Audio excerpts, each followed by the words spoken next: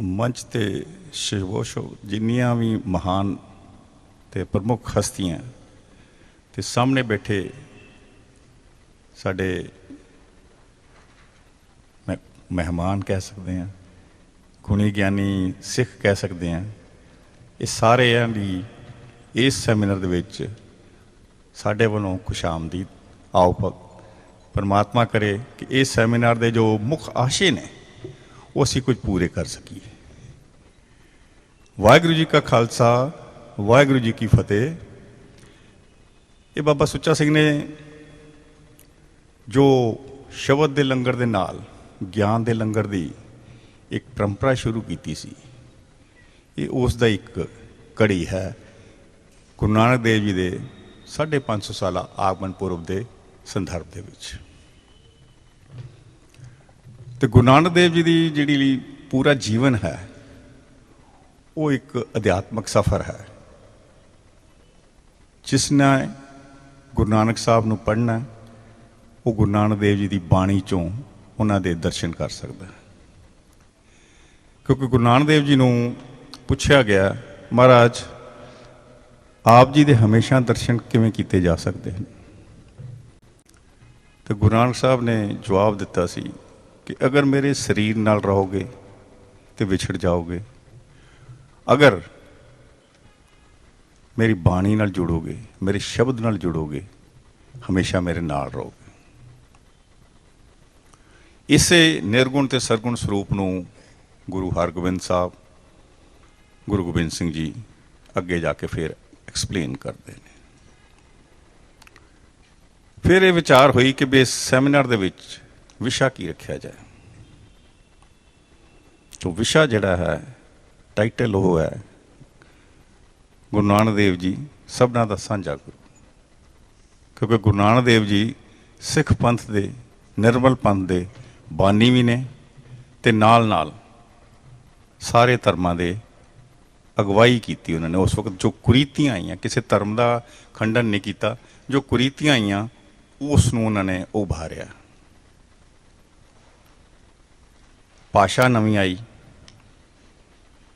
गुरमुखी लिपि नवी आई और जिहड़ी बाणी सी वो कलयुग के वर्तारे के मुताबिक वो चेंज होंदी। क्योंकि असी जिन्ने भी स्क्रिप्चर्स ने वर्ल्ड रिलीजन्स के धर्मां दे, उन्हां दी कोई है खासियत कि सारे दे सारे तुर्की बाणी गिने जाते हैं। तो तुर्की बाणी का मतलब है कि मैसेज जिहड़ा है वो पैगंबर ने रिसीव किया ते अगे लोगों च उन्होंने प्रवाह किया दा। ते यह फिर सुभावक हुंदा है कि जिहड़े मैसेज जदों एक दा है उहदे च कुछ चीज़ां मिलदियां जुलदियां भी होणगियां हरेक धर्म दे नाल, लेकिन वो सिद्धांत जिहड़े ने उहदी इंटरप्रिटेशन बदल जाती है। तो गुरु नानक देव जी पहले अवतारी पुरुष होए ने जिन्होंने जन्म तो ही परमात्मा का फुल विजन सी, जिहड़ा आपां कहने ना भी उन्होंने गुरगद्दी जिहड़ी है जन्म तो तुरों ही मिली है। वरना बाकी पैगंबरां नूं किसी टाइम फिर जाके वो ज्ञान प्राप्त होंदा तो पैगंबर बनते हैं, चाहे महात्मा बुद्ध सी, चाहे मुहम्मद साहब भी ने। इस तरह गुरु नानक देव जी को मिलिया। ये नहीं गुरु नानक देव जी को जी कॉल है वो सुल्तानपुर मिलती है। ज्ञान आ गया लेकिन कॉल है कि मिशन जिहड़ा है उसनों उन्होंने अगे ले जाना है, वो सुल्तानपुर वेई नदी के करीब। तो जपजी साहब जिहड़ा आपां उच्चारण करते हाँ वो एक साडे सारे धर्मां दी फिलोसफी है। हरेक पौड़ी जिहड़ी है वो पहलियां लाइनां च एक मत नूं डिस्कस हो रहा है ते आखिरी लाइनां दे विच गुरु साहब अपना फलसफा देंदे ने। 28 29 30 पौड़ियां ने, उहदे च उन्होंने फलसफा अपना योग मत ते सिख मत का जिहड़े डिफरेंसिस ने, जो भिन्नता है वो जाहिर की। जाहिर करन लगे उन्होंने की किया है, आई पंथी सगल जमाती। क्योंकि यह जड़ा जपजी साहब है ये वैदिक सूत्र स्टाइल च लिखा गया। सूत्र स्टाइल होंदा एक वर्ड जिहड़ा है वो एक फिलोसफी है, उन्होंने ਡੀਕੋਡ करना। तो योग मत जिहड़ा है वो इंडिविजुअलिस्टिक सी, सैल्फ रिलाइजेशन ਲਈ, अपने आप ना आपा चीनना, तो जिहड़ा साडा और अपने लिए काम करते सी योगी पहाड़ां च एकांत च। पर गुरु साहब ने जिहड़ा अपना संदर्भ दिता वो सगल जमाती का सी कि मेरा सिख जिहड़ा है वो संसार च रह के अपने नाल संसार का भी उद्धार करेगा। इवें एक ओंकार ते हुण ओंकार जिहड़ा उपनिषदिक सिद्धांत है वो परमात्मा ਲਈ है, लेकिन गुरु साहब ने इसनूं चेंज क्यों किया? क्योंकि ਇਹਦਾ दुरवरतों शुरू हुई। हरेक देवी देवते का नाम ओंकार नाल जोड़ता, ओम नमो शिवाय। तो गुरु साहब ने फिर एक ओंकार का सिद्धांत जिहड़ा था, और जपजी साहब गुरु ग्रंथ साहब दे विच ये पहले ही जिहड़े अखर दो हैं, दो सिद्धांतां नूं ये प्रगट करते हैं। तो एक इत्थे हिंसे च दिता गया ओंकार, वो लिखिया नहीं गया, उन्होंने ही सिंबॉलिकली लिखा गया। एक एकमकार भी कहा गया भाई गुरदास वालों, एकस एको एकम, ये अनमैनीफेस्ट गॉड जिहड़ा कि निरंकार है ਉਹਦੇ ਲਈ रखता गया।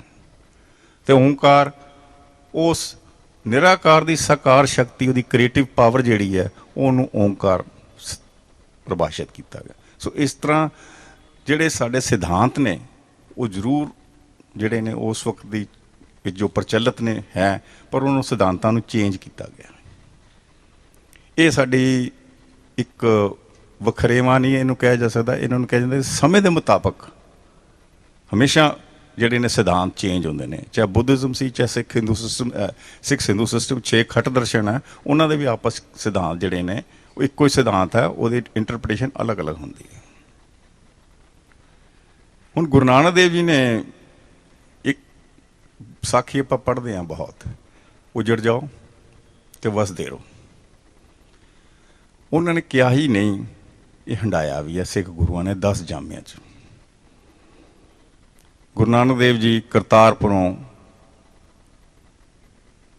उजड़ के उन्होंने अपने जिहड़े सक्सैसफुल लहना जी अंगद देव जी, उन्होंने खडूर साहब तो गोविंदवाल साहब तो तरनतारण साहब, अमृतसर, फिर करतारपुर जलंधर, कीरतपुर साहब, आनंदपुर साहब, इस तरह मतलब कि सिक्खी फैली। ये जिहड़ी खुशबू फैलण लई उजड़ना जरूरी है। तो अज भी सारे संसार दे विच सिख जिहड़े ने जा चुके ने, ते अपने अपने हिसाब दे नाल, अपने अपनी समर्था दे नाल वो अपनी खुशबू फैला रहे हैं।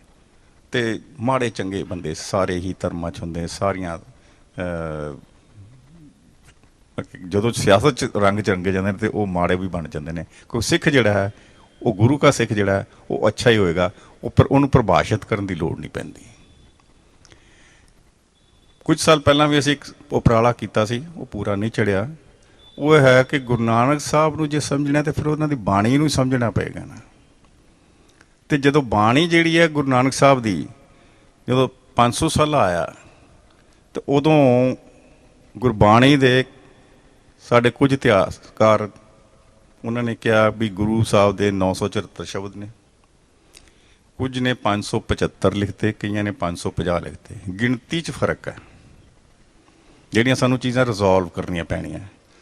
दूसरी गुरु नानक देव जी दे 1882 तो शुरू होया कि गुरु नानक देव जी कत्तक दे महीने नहीं जम्मे, अवतार नहीं धारिया, ये विसाख सुदी 3 अवतार धारे। मगर असीं की करते हैं कि जिहड़ी साडी समर्था है ना वो विवादां दे विच ज़्यादा लाती, तो गुरु नानक साहब नूं जिहड़ा समझण दा सिस्टम सी, उन्हां दी बाणी नूं, उन्हां दी बाणी दे विच जिहड़ी भाषा वरती गई है, कोई भाषा बड़ी विभिन्न भाषा है। जपजी साहब की भाषा ही जिहड़ी है ये संदलवार की भाषा है, पंजाबी दे डायलैक्ट्स बहुत ने। तो संदलवार उत्थे ਰਿਸ਼ੀ ਸਾਂਡਲਿਆ ਦਾ ਹੈਰਮਿਟੇਜ ਸੀ ਪਾਕਿਸਤਾਨ 'ਚ, ਜਿੱਥੋਂ ਦਾ ਇਹ ਡਾਇਲੈਕਟ ਹੈ। ਤੇ ਸਾਨੂੰ ਜਿੰਨਾ ਤੱਕ ਅਸੀਂ ਗੁਰਬਾਣੀ ਨੂੰ ਉਸ ਭਾਸ਼ਾ ਦੇ ਡਾਇਲੈਕਟ 'ਚ ਨਹੀਂ ਸਮਝਦੇ, ਗੁਰਬਾਣੀ ਦੇ ਅਰਥ ਵੀ ਠੀਕ ਨਹੀਂ ਹੁੰਦੇ। ਦੂਸਰਾ ਪੱਖ ਜਿਹੜਾ ਇੱਥੇ ਸਥਾਨ ਤੇ ਲਿਆ ਗਿਆ ਉਹ ਹੈ ਸੰਗੀਤਕ ਪੱਖ। ਗੁਰੂ ਨਾਨਕ ਦੇਵ ਜੀ ਨੇ ਸੰਗੀਤ ਨੂੰ ਤਰਜੀਹ ਕਿਉਂ ਦਿੱਤੀ? ਇਹ ਇੱਕ ਕ੍ਰਾਂਤੀ ਸੀ। ਰਮੇਸ਼ ਚੰਦਰ ਦੱਤ ਦੀ ਬੁੱਕ ਹੈ ਏਂਸ਼ੀਅੰਟ ਸਿਵਲਾਈਜੇਸ਼ਨ ਇਨ ਇੰਡੀਆ, ਉਹ ਦੱਸਦੇ ਨੇ ਕਿ ਜਿਹੜਾ ਸੰਗੀਤ ਸੀ ਉਹ ਬਹੁਤ ਹੀ ਲੋ ਕਾਸਟ ਬੰਦਿਆਂ ਦੇ ਨਾਲ ਇਹ ਰਿਲੇਟਡ ਸੀ। ਇੱਕ ਤਾਂ ਕੋਠਿਆਂ ਤੇ ਵੱਜਦਾ ਸੀ, ਤੇ ਜਿਨ੍ਹਾਂ ਲੋਕਾਂ ਨੇ ਸਾਖੀ ਪੜ੍ਹੀ ਭਾਈ ਮਰਦਾਨੇ ਦੀ, ਤੇ ਉਹਨੇ ਵੀ ਇਹੀ ਕਿਹਾ ਕਿ ਬਈ ਸਾਡਾ ਮਕਸਦ ਹੈ ਕਿ ਵੱਡੇ ਵੱਡੇ ਆ ਜਿਹੜੇ ਰਾਜੇ ਨੇ ਇਹਨਾਂ ਦੀ ਸਿਫਤ ਸਲਾਹ ਕਰਕੇ ਤੇ ਕੁਝ ਤੇ ਗਾ ਦਈਦਾ, ਤੇ ਇਹ ਮੰਗ ਪਿੰਗ ਕੇ ਆਪਣਾ ਗੁਜ਼ਾਰਾ ਕਰ ਲਈਦਾ। ਤੇ ਗੁਰੂ ਸਾਹਿਬ ਨੇ ਉਹਨਾਂ ਫਿਰ ਲਿਖਿਆ ਕਿ Guru Nanak redeem music from the dens of vices and gave them a honored place in 6 shrines। ਇਹ ਵਰਤੋਂ ਤੇ ਦੁਰਵਰਤੋਂ ਹਰੇਕ ਚੀਜ਼ ਦੀ ਹੋ ਸਕਦੀ ਹੈ, ਤੇ ਗੁਰੂ ਸਾਹਿਬ ਨੇ ਉਹਨਾਂ ਨੂੰ ਫਿਰ ਜਿਹੜਾ ਤੰਤੀ ਸਾਜ਼ ਦਿੱਤੇ ਨਾਲ, ਕਿਉਂਕਿ ਜਿਹੜਾ ਉਹਨਾਂ ਨੇ ਵਿਧਾਨ ਦਿੱਤਾ ਸੰਗੀਤ ਦਾ ਉਹ ਇੰਨਾ ਵਿਸ਼ਾਲ ਸੀ ਕਿ ਹਾਲੇ ਤੱਕ ਸਾਡੀ ਸਮਝ ਤੋਂ ਬਾਹਰ ਹੈ। ਘਰ ਦਾ ਵਿਧਾਨ ਜਿਹਦੇ ਤੇ ਹਲੇ ਇੱਕ ਮਤ ਨਹੀਂ ਹੋਏ ਸਾਡੇ ਜਿਹੜੇ ਇਤਿਹਾਸਕਾਰ ਮਿਊਜ਼ੀਸ਼ੀਅਨ। ਤੇ ਜਿੰਨਾ ਚਿਰ ਘਰ ਨਹੀਂ ਵੱਜਦਾ, ਰਾਗ ਜਿਹੜਾ ਹੈ ਘਰ ਤੋਂ ਬਿਨਾਂ ਅਧੂਰਾ ਹੈ। ਹਾਲਾਂਕਿ ਜਦੋਂ ਗੁਰੂ ਗ੍ਰੰਥ ਸਾਹਿਬ ਦੀ ਰਚਨਾ ਹੋਈ ਉਸ ਤੋਂ ਬਾਅਦ ਇਹ ਘਰ ਦਾ ਵਿਧਾਨ ਖਤਮ ਹੋ ਗਿਆ ਇੰਡੀਅਨ ਮਿਊਜ਼ਿਕ ਦੇ ਵਿੱਚ। ਤੇ ਜਿਹੜਾ ਇਹ ਵਜੇਗਾ ਤੰਤੀ ਸਾਜ਼ਾਂ ਤੇ 21 ਘਰਾਂ ਵਿੱਚੋਂ 17 ਘਰ ਯੂਜ਼ ਹੋਏ ਨੇ ਗੁਰੂ ਗ੍ਰੰਥ ਸਾਹਿਬ ਦੇ ਵਿੱਚ। ਤੇ ਗੁਰੂ ਨਾਨਕ ਸਾਹਿਬ ਨੇ 19 ਰਾਗਾਂ ਦੇ ਵਿੱਚ ਜਿਹੜੀ ਵਿਸ਼ਾਲ ਬਾਣੀ ਰਚੀ ਗਈ। ਤੇ ਜੇ ਅਸੀਂ ਇਹ ਕਹੀਏ ਕਿ ਇੰਨੇ ਵੱਡੇ ਸਾਡੇ ਸਿਧਾਂਤ ਨੇ 10 ਜਾਮਿਆਂ 'ਚ 230 ਸਾਲ 'ਚ ਜੋ ਗੁਰੂਆਂ ਨੇ ਕੀਤੇ, ਜੇ ਸਿਰਫ ਗੁਰੂ ਨਾਨਕ ਦੇਵ ਜੀ ਨਹੀਂ 70 ਸਾਲਾਂ ਦੀ ਉਮਰ ਦੇ ਵਿੱਚ ਜੋ ਕੰਮ ਕੀਤੇ ਉਸ ਦਾ ਅਸੀਂ ਮੁਲਾਂਕਣ ਕਰ ਸਕਦੇ ਹਾਂ, ਤੇ ਸਾਡੇ ਵਰਗਾ ਮੂਰਖ ਬੰਦਾ ਕੋਈ ਨਹੀਂ ਹੋਏਗਾ।